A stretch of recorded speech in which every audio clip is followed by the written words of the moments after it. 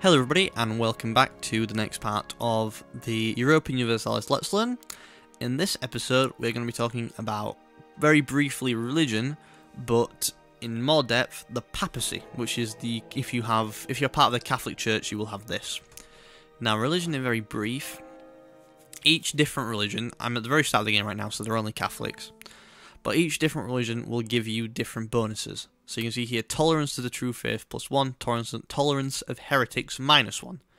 That means that Catholics are more tolerated in our country, but people who are heretics, say Orthodox, are less tolerated, which means they are more likely to revolt. And the big bonus of being Catholic is that you get to take part in the Papacy. Now we'll get into that in a second, but for now we're just going to talk about the rest of this sort of screen. Now, Cardinals is to do with the Papacy, so we'll go into that in a second. This is also Papacy. Reform desire is how much people want you to change the religion.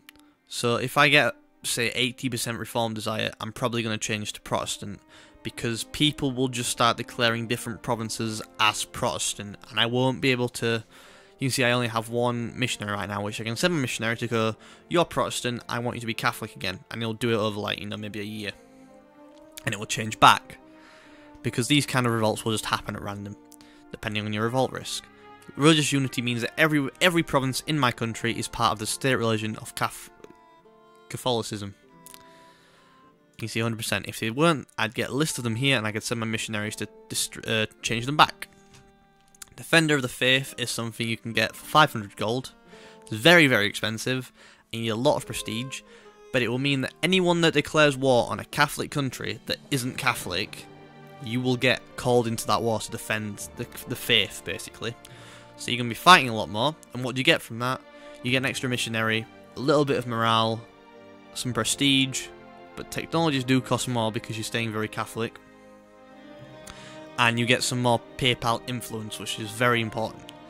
Now I'm going to talk about the Papacy, and this is the main reason why countries will be Catholic. And you can see it's a little bit to take in, but this is the Holy See. And the way this works is by you will get influence with the Pope. So if let's go to the Pope's place actually. This is the Roma, the Papal State. This is kind of the Pope's country. And if I say go and improve relations here, so if I send this guy, he will make the Pope like me more. That will mean I will get more of this influence per month because I'm friendlier with the Pope. You can see at the minute I get 12 a year. And what it does is I can spend that to vote for Cardinals. So you can, these guys are going to be Cardinals in how, when one of these dies, one of these will be elected. And I think it's one at the very top is next in line. I'm not quite sure. But the way it works essentially is that we vote for them now. And then when they become Cardinals, they are loyal to our country. You can see Burgundy here, we have one. We have one vote. If I tick this box, it will mean that any kind of influence we get will get put into this guy to keep him ours.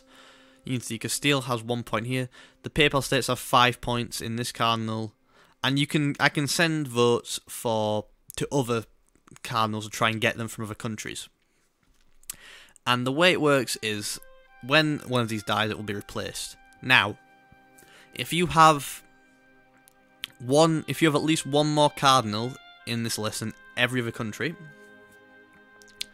then you will have the Holy See. So if Scotland has one more Cardinal that comes up, Scotland then gets the Holy See because he has more than everyone else. At the very start of the game, you just pick someone at random. Usually Sweden has it. They only have one Cardinal. It's at the very start of the game. And you can ask, what's so important about having the Holy See? Two very important things. One, you get a lot of just extra stuff. You get an extra diplomat, more prestige, civility costs less, you get more advisors. It's very, very good. But the second thing is you get two very important options. You can call for a crusade on a non-Catholic country. So say Morocco, if I'm Castile and I hold the Holy See, I can call a crusade on Morocco, which means I can go attack it with no reason except for it's a crusade, and lots of other people will join in on it because, I have the Holy See, I've called a crusade, other Catholic countries will join in on it. So it's very good for attacking countries. The other thing it's good for, if you have enemies, is you can excommunicate a ruler. So let's say I'm playing as Burgundy, and I really don't like England, and I want England to have a hard time. I can excommunicate the ruler of England. This lasts until that ruler dies. Basically what it means is, that ruler is not looked upon as being very Catholic, and it will give all other Catholic rulers a reason to go to war against that country. So, you know, all these countries that are Catholic straight away get a pop-up saying, you can go to war against England and it's totally fine. And that's a very important thing. Now you can only do this if they don't have, basically if they aren't being very Catholic to begin with. So if they aren't getting a lot of papal influence per month or year, it has to be below a certain amount. So they have to be, I think they have to be in minus relations with the Pope, the papal state. If they're in minus relations with it, you can excommunicate them. It does a lot to damage them. And that's the second very important thing with being Catholic. Now, other religions are not really as advanced as that. They will, basically Catholics, on the surface Catholics are very bad. Tolerance is a true faith, so you're more tolerant of Catholics, great. But you're not tolerant of heretics, so you need to be at very high unity at all times or revolts start happening. Whereas the Reformed Church or Protestantism has more tolerance towards those groups.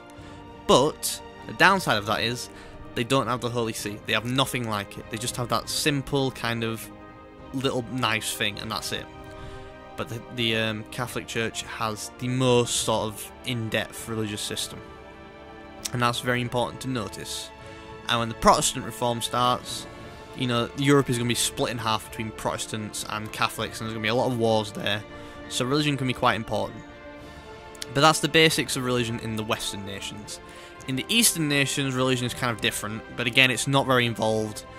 It gives you a couple bonuses here and there, but there's nothing much to it. So that's kind of the basics of religion and why you're going to want to be messing with this stuff. So thank you for watching, and I'll see you again next time.